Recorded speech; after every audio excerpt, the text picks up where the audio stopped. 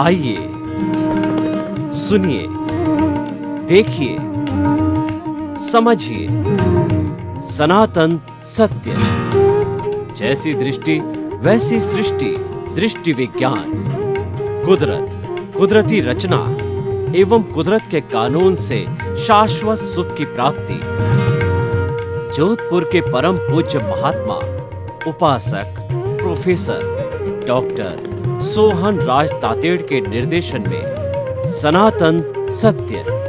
जैसी दृष्टि वैसी सृष्टि, दृष्टि विज्ञान।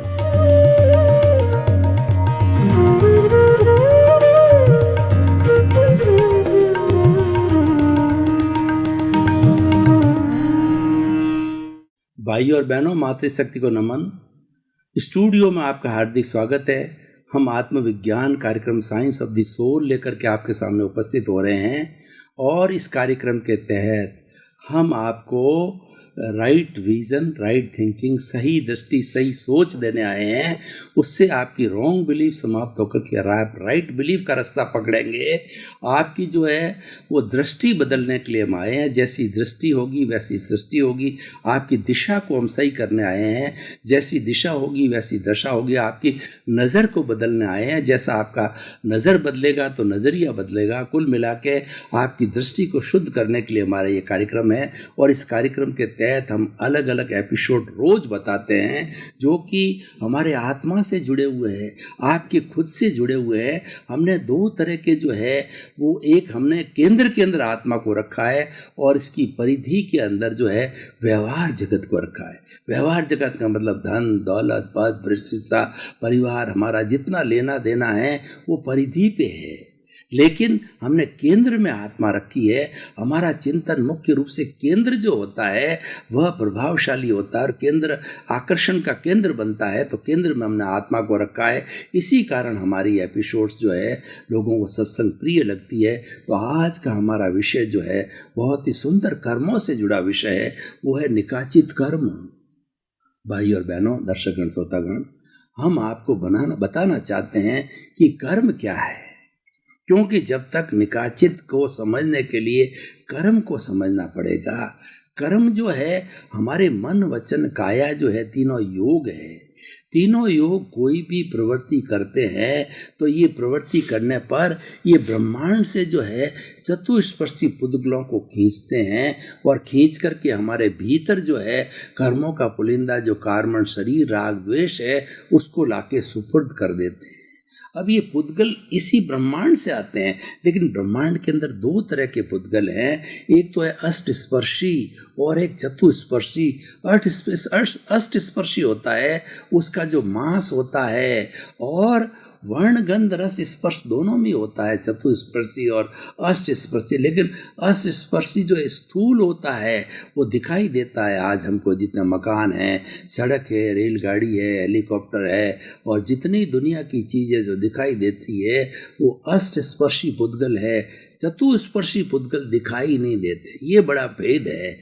और चतुस्पर्शी पुद्गल होते हैं, अष्टस्पर्शी का भार होता है, वो मास वाले होते हैं। और चतुस्पर्शी विज्ञान की भाषा के अंदर मासलेस पार्टिकल होते हैं, दिखाई नहीं देते और मासलेस पार्टिकल होते हैं। ये पार्टिकल जब कोई भी शरीर का मन वचन काया प्रवृत्ति करता है तो ये खींच लिए जाते हैं और खींच करके भीतर दिए जाते हैं और ये चक्कर चलता रहता है। भीतर जो हमारा कार्मण शरीर है वो कर्म है, वो कर्म पौद्गलिक है, ये चतुस्पर्शी है। इसमें वर्ण होता है, गंध होता है, रेश होता है और स्पर्श होता है।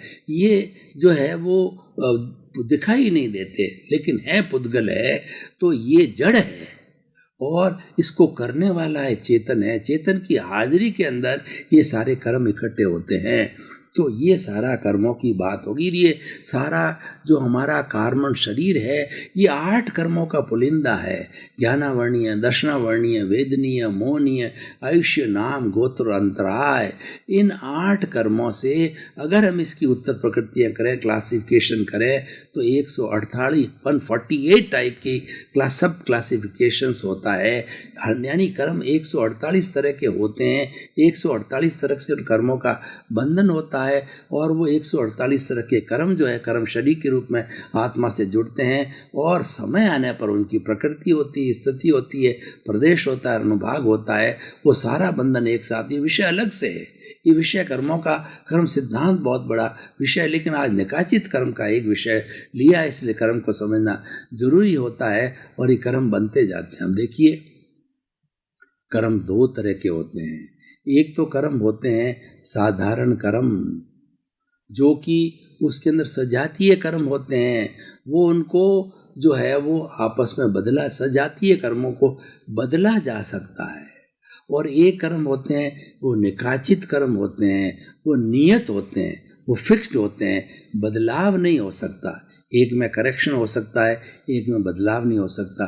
करेक्शन कैसे होता है? मान लो हमारा जो कर्मों का उदय भाव है, प्रारब्ध भाव है, उसके अंदर जो है हमारे जैसे कि साता वेदनीय कर्म है, साता वेदनीय असाता वेदनीय कर्म आ गया। असाता वेदनीय को जो है हम शुभ प्रवृत्ति के द्वारा उनको साता वेदनीय में बदल सकते हैं। और हमारे दूसरे ऐसे कर्म होते हैं जिसको कि हम बदल सकते हैं। कर्मों के लिए कहा गया है कि कर्म भी ईश्वर है, लेकिन कर्म भी जो है एक डिक्टेटर नहीं है।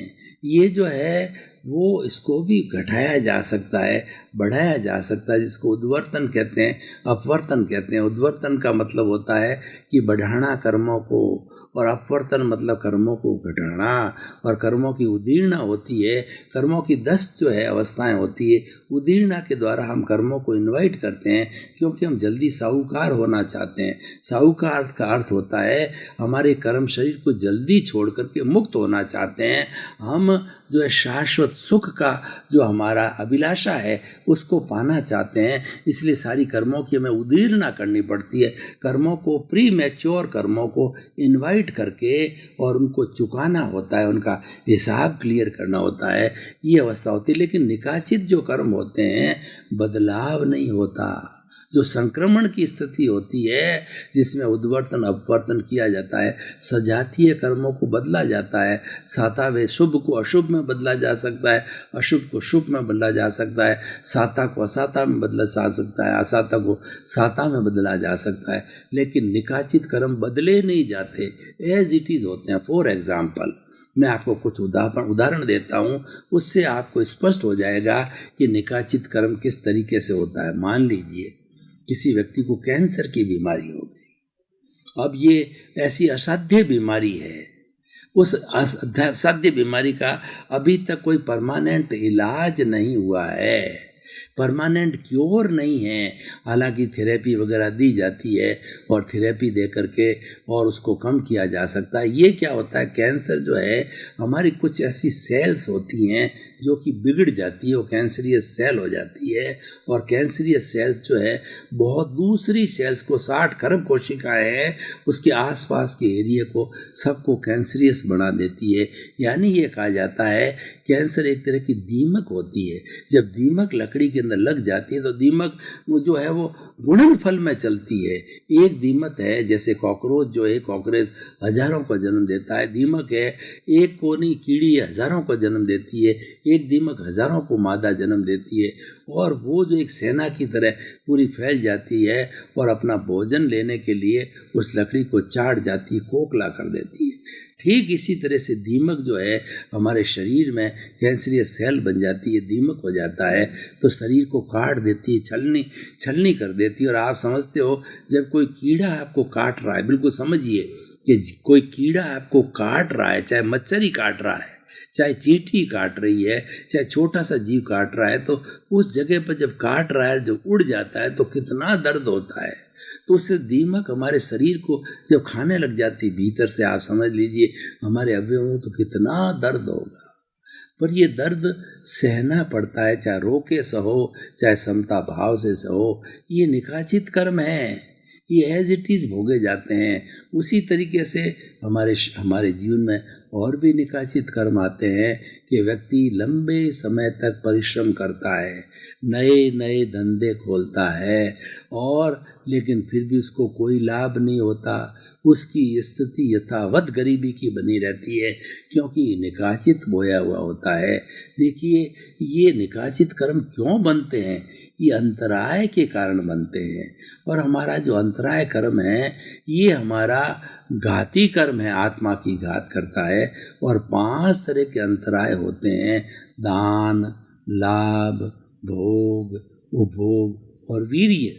ये हम कभी बाधा डालते हैं दूसरे के जीवन में, तब निकाचित कर्मों का बंधन होता है।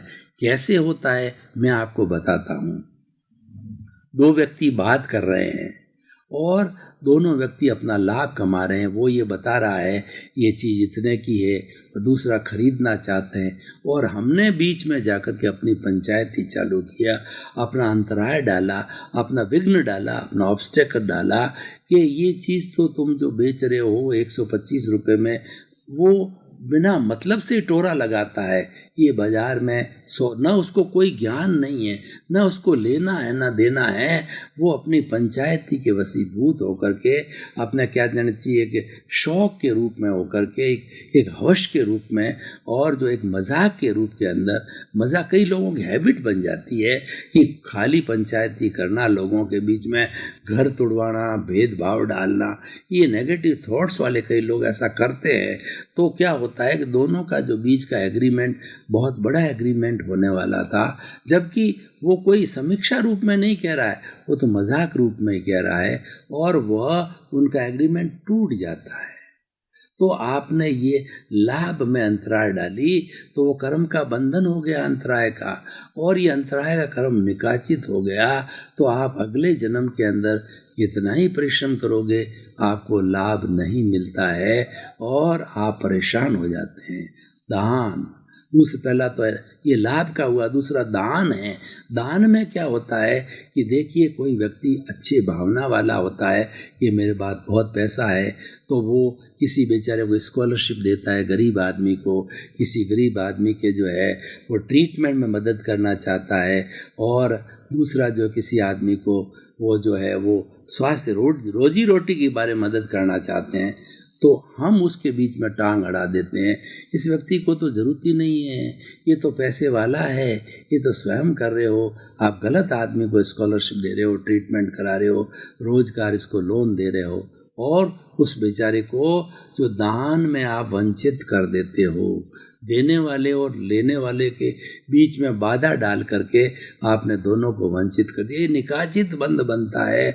उससे आपके अगले भव के अंदर जो है वो आपको वो दान पैसा होते हुए भी नहीं दे सकते हैं, क्योंकि आपने अंतराय डाली। आप कंजूस बन जाते हो, पैसा बहुत आ जाता है लेकिन दान नहीं दे पाते हो। तो ये हमारी दानांतराय है, लाभांतराय, दानांतराय। और तीसरी जो है हमारी जो है दान, लाभ, भोग, यानी हमारे सामने अच्छे अच्छे व्यंजन पड़े हैं, हम उसके लिए हमारे पास पैसा है, हमारे पास सुविधा है, साधन है, हमने परचेज कर लिए, फल पड़े हैं, फ्रूट पड़े हैं, बहुत सी चीज़ें पड़ी है, मिठाई पड़ी है, लेकिन हमारे डायबिटीज़ है, डॉक्टर ने मना किया, उसका हम भोग नहीं कर सकते, क्योंकि हमने किसी न किसी जन्म के अंदर किसी के भोग के अंदर अंतराय डाली थी, वो हमको भुगतनी पड़ती है। तो ये दान, लाभ, भोग, उपभोग, हमारा घर है, उसको हम प्रतिदिन भोगते हैं। भोजन एक बार भोगा जाता है, और वो अगर आपका भोगांतराय बंधी हुई है तो कोई दादा आकर के आपको वो घर खाली करा देगा। मालिक आप हो, वो आपको फुटपाथ में फेंक देगा, आपका सामान वो मालिक बन के बांट जाएगा। ये हमारी जो है भोगांतराय का उदय है, ये भोगांतराय है। और वीर्यांतराय क्या होती है?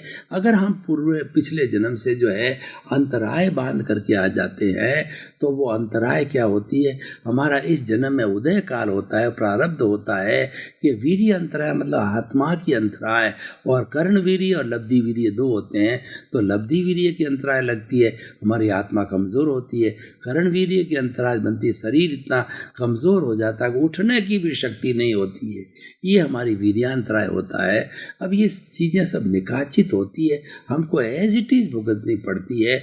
और ये भुगतने का कारण ये है कि हम पूर्व जन्म से ऐसे कर्म करके आए हैं, इसीलिए हमारी ये निकाचित कर्म है और एज इट इज भेजने पड़ रहे हैं। कुछ कर्मों में तो हम फेर बदल कर सकते हैं, लेकिन हमारा जो आज का विषय है वो निकाचित का विषय है कि आप परिश्रम जिंदगी भर करते रहो, कोई फल नहीं मिलेगा। आपने जीवन के अंदर एक टारगेट बनाया, जैसे कि आप राजनीति के अंदर हो और आपने टारगेट बनाया मुझे एमएलए बनना है, और आपने राजनीति का एक एक गुर समझ लिया, बड़े बड़े लोगों से आपका संपर्क है, लेकिन और उस किसी पर्टिकुलर इलेक्शन में उस पार्टी की जीत भी होने वाली है, लेकिन उस पार्टी का इतना परिश्रमी, इतने कॉम्पिटेंट, इतने योग्य होते हुए भी आपको उस पार्टी का टिकट नहीं मिलता है। ये आपका निकाचित है, पूरा जीवन भर चला जाता है, लेकिन आप एमएलए नहीं बन सकते। इसी तरीके से सारे निकाचित है, और निकाचित कर्म को एज इट इज, इसके सैकड़ों सैकड़ों उदाहरण हो जाते हैं कि व्यक्ति को एज इट इज भुगतना पड़ता है। कुछ इस तरीके की बीमारियां आती है, कोमा की बीमारी होती है, वो निकाचित होती है। हमने देखा कि बहुत से लोग लंबे लंबे समय तक कोमा में पड़े रहते हैं, उसके अंदर उनके अंदर जान होती है, उनके अंदर उनका शरीर हलन चलन करता है, और सारा उसको भोजन ऊपर से खिलाया जाता है, और सारी उत्सर्जन तक, ब्लड सर्कुलेशन सब कुछ चलता, लेकिन होश नहीं है। और ये लंबे कई सालों, 5 साल 10 साल तक जो है कोमा की स्थिति में चले। ये क्या है? ये निकाचित कर्म है। मैंने अभी कुछ समय पूर्व एक शेरगढ़ का जो खत्री है, उनका जो हमारे मित्र है, उनके घर पे गया तो मुझे बताया कि 14 साल से वो खाट में पड़े हैं, उनकी रीढ़ की हड्डी टूट गई, वो खड़े नहीं हो सकते, बैठे नहीं रह सकते हैं, और सारा काम करते हैं। उनकी सोच सही है, भोजन सही है, मतलब भोजन बराबर लेते हैं, उनका उत्सर्जन होता है, और वो बातचीत बराबर कर रहे हैं, और घर वाले उनकी सेवा करते हुए। निकाचित कर्म का बंधन बांधा हुआ है, इसीलिए वो भोग रहे हैं। तो भाई और बहनों, कर्म के लिए कहा जाता है कि हंसते हंसते हम बांधते हैं और रोते रोते हम भुगतते हैं। इतने मैंने उदाहरण दिए। ये भोगना कितना कठिन है और कितना दुख होता है उस आदमी को। वो दुख के कारण जो हमारे नए कॉज पड़ते हैं और अगला जन्म भी दुखी होता है। इसीलिए कहा जाता है, कर्म के बारे में ये कहा जाता है कि जिसका भूतकाल अच्छा होता है उसका वर्तमान अवश्य होगा। ये क्यों कहा गया है कि भूतकाल में किसी व्यक्ति ने अच्छे कॉजेज डाले हैं, तो व्यक्ति इस जन्म में जब जन्म लेगा तो अच्छे कॉजेज के कारण उसको अच्छे कर्म फल मिलेंगे, कर्म बीज अच्छे होंगे, कर्म फल अच्छा मिलेगा, उससे उसको सुख की प्राप्ति होगी। और अब देखिए, जब व्यक्ति सुखी है तो व्यक्ति वो बुराई की तरफ क्यों जाएगा? वो जो है उसके ऊपर गलत अभिप्राय क्यों दे? गलत अभिप्राय जो सारे प्रतिक्रिया होते हैं दुख की स्थिति के अंदर होते हैं। सुख में होने का तो प्रश्न ही नहीं। सुख में ये जरूर एक व्यक्ति को अहंकार आ जाता है, वो हमें ध्यान रखना चाहिए। अहंकार कभी नहीं करना चाहिए। अहंकार हमारे सारे दुखों का कारण है। ये दुखों की जननी अहंकार है, अज्ञान अहंकार है। अज्ञान, ये जो अहंकार है वो 7वीं नारकी तक ले जाता है, और ये अहंकार जो हमें मुक्ति में नहीं जानी, ये हमारा दुश्मन है। इसीलिए जितेंद्रिय कौन से होते हैं, अरियंत कौन से होते हैं? अरि का मतलब दुश्मन, अंत माने नाश करने वाला। अरियंत भगवान है, दुश्मनों का नाश करने वाला। दुश्मन कौन से? बाहर के दुश्मन नहीं, भीतर के दुश्मन। दुश्मन कहा गया है क्रोध, अहंकार, माया, लोभ। ये 4 जो है चंडाल चौकड़ी, ये दुश्मन है, ये कषाय है, ये राग द्वेष है। इस दुश्मन को हमें जीतना है, और जो इस दुश्मन को जीत लेता है वो अरिहंत बन जाता है, वो केवली बन जाता है, वो सम्यक दर्शनी बन जाता है, और अल्टीमेटली वो परमात्मा बन करके सिद्ध बुद्ध मुक्त हो जाता है। तो भाई और बहनों, यही रुलाने वाला हमें, यही निकाचित कर्मों का बंधन करने वाला है। तो हमारा वर्तमान अच्छा है, हम प्रतिक्रिया नहीं करेंगे, तो अगले भव में जब कॉजेस नहीं डालेंगे तो अगले भव के अंदर जो हमारा अगला भव कई बार तो होगा ही नहीं। कॉज डालने से, अगर अच्छे कॉज डालें तो अगला भव होगा, और अच्छे जो है उसके परिणाम आएंगे। और कॉजेज डालना बंद कर देंगे तो व्यक्ति सिद्ध बुद्ध मुक्त की अवस्था में चला जाता है। तो भाई और बहनों, हम इस एपिसोड को जो है आज कसौटी पर कसते हैं, तो इसका अर्थ ये निकलता है कि दुख देने से दुख होता है, सुख देने से सुख होता है, और जैसा बोओगे वैसा काटोगे। As you will sow, so will you reap. इसीलिए किसी के साथ बुरा मत करो, हर वक्त ये चिंतन करो कि हे मेरे भीतर विराजमान शुद्ध आत्मा भगवान, मुझे ऐसी शक्ति दो, जागृति दो कि इस 84 लाख जीवा योनि प्राणियों के साथ में मैं किसी को दुख ना दूं, कष्ट ना दूं। मेरे द्वारा मन से, वचन से, काया से, करने से, करवाने से, अनुमोद में किसी प्राणी को कष्ट ना हो, ऐसी भावना भाते रहोगे तो भीतर से एक सकारात्मक सोच आएगी, भीतर से एक सकारात्मक बुद्धि मिलेगी। वह बुद्धि आपको भटकने नहीं देगी और वह आपका कल्याण करेगी, आप में नए कॉजेज नहीं डालेगी। तो भाई और बहनों, आज का सुंदर विषय बहुत अच्छा है।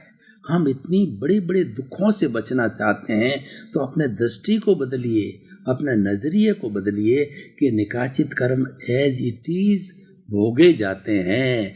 तो आप ये सोचिए, मुझे दुख की स्थिति में नहीं जाना है, तो पहले से तैयार हो जाइए, अपनी प्रिपरेशन कीजिए कि आप किसी व्यक्ति को दुख देना बंद कर दो, आप नेगेटिव थॉट्स को हटा दो, किसी के बारे में बुरा मत सोचो, किसी के बारे में कोई तरह की प्रतिक्रिया मत दो, नॉर्मल रूप में लो। कोई व्यक्ति मिलता है, मुस्कुराइए, नॉर्मल रहिए, उसके प्रति मंगल भावना कीजिए, उसके प्रति प्रमोद की भावना कीजिए। कोई व्यक्ति बढ़ रहा है, ईर्ष्या मत करो, ईर्ष्या एक कॉज है, उसके प्रति प्रमोद की भावना करो। ये बढ़ रहा है तो मेरा पड़ोसी है, मेरा बेटा है, बढ़ रहा है तो अच्छी बात ही, तरक्की मेरी हो रही है, आप उसमें खुशी जाहिर करो। दूसरे की तरक्की में अपनी खुशी जाहिर करो कि ये जो है तरक्की उसकी नहीं हो रही है, मेरी हो रही है। तो इस तरीके से हम ईर्ष्या से बचना चाहिए और हमें ये निकाचित कर्म की अगर अवधारणा को हम अपने जीवन में उतार लेंगे तो हम कभी भी किसी के साथ बुरा नहीं करेंगे, और बुरा नहीं करेंगे तो हमारे को सुख मिलेगा। देखिए, सुखी व्यक्ति दूसरे को सुख दे सकता है, दुखी व्यक्ति दूसरे को दुखी करेगा। ये प्रकृति का नियम है, ये सनातन सत्य, ये कुदरत का कानून है, इसका अल्टीमेट ट्रुथ है कि हमें जैसा हम करेंगे वैसा भरेंगे। तो इसीलिए जो है हमें अपने सोच को सही करना है, अपने दृष्टिकोण को सही करना है, अपना जो मिथ्या दृष्टिकोण है उसको मिटाना है। मिथ्या दृष्टिकोण हमारी नकारात्मक सोच है, उस सोच को दूर करके हमें सोच को सकारात्मक बनाना है। सकारात्मक सोच है वो गुणों की सोच है, सकारात्मक सोच मेरिट की तरफ ले जाती है, नकारात्मक सोच जो है वो हमें डीमेरिट तक ले जाती है। नकारात्मक सोच का रास्ता है नरक गति का है, सकारात्मक सोच का रास्ता है मनुष्य जीवन का है, देव गति का है, और अल्टीमेटली हम सिद्ध बुद्ध मुक्त भी हो सकते हैं, अक्षय सुख को भी प्राप्त कर सकते हैं। इसलिए भाई और बहनों, निकाचित कर्म के फॉर्मूले से जो है हम अपने आप को बहुत कुछ बचा सकते हैं। हम अपनी दृष्टि को सही करेंगे तो हमारा जीवन सुखी हो गया, क्योंकि हमने बुरा रास्ता छोड़ दिया। कहने का अर्थ ये कि बुराई की तरफ मत जाओ, अच्छाई की तरफ रहो। और अच्छाई क्या, बुराई क्या है, ये हर व्यक्ति जानता है। एक छोटा बच्चा भी अच्छाई और बुराई को जानता है, लेकिन वो बुराई कर लेता है, वो करता नहीं है, वो हो जाती है, क्योंकि पूर्व जन्म के कर्मों से बंधा हुआ है। हो रही है, उसमें कोई बात नहीं है, होने दो, लेकिन उसके साथ तन्मयाकार मत हो। भाई और बहनों, आपका बहुत बहुत धन्यवाद। आप जो है ये हमारा आत्मविज्ञान कार्यक्रम देखते रहिए, और आपके भीतर कोई भी जिज्ञासा उत्पन्न हो तो हमने हमारे इस एपिसोड के जो ऊपर लिख रखा है, हमारा ईमेल आईडी है और हमारी वेबसाइट है, हमारा मोबाइल ऐप है, उसके जरिए आप अपनी जिज्ञासा को भेजिए। हमारे पास में जिज्ञासा आ रही है और उसका समाधान हम उसके मोबाइल नंबर के ऊपर या उसके ईमेल पर लगातार दे रहे हैं, और इस सिलसिला बना हुआ है। इस सिलसिला ये बात को प्रदर्शित करता है, आपके भीतर आत्मविज्ञान को देख करके बहुत बड़ी जिज्ञासाएं उत्पन्न होती है। जिज्ञासाएं उत्पन्न होना है हमारी तरक्की का सूचक है, और हमारा आत्मविज्ञान कार्यक्रम का मुख्य सिद्धांत है कि सुधरे व्यक्ति समाज व्यक्ति से राष्ट्र स्वयं सुधरेगा। हम व्यक्ति को सुधारना चाहते हैं, इसी क्रम में आपके प्रति मंगल भावना, शुभकामना, आप शतायु होकर के खूब समाज में परोपकार करके अपने जीवन को धन्य बनाएं।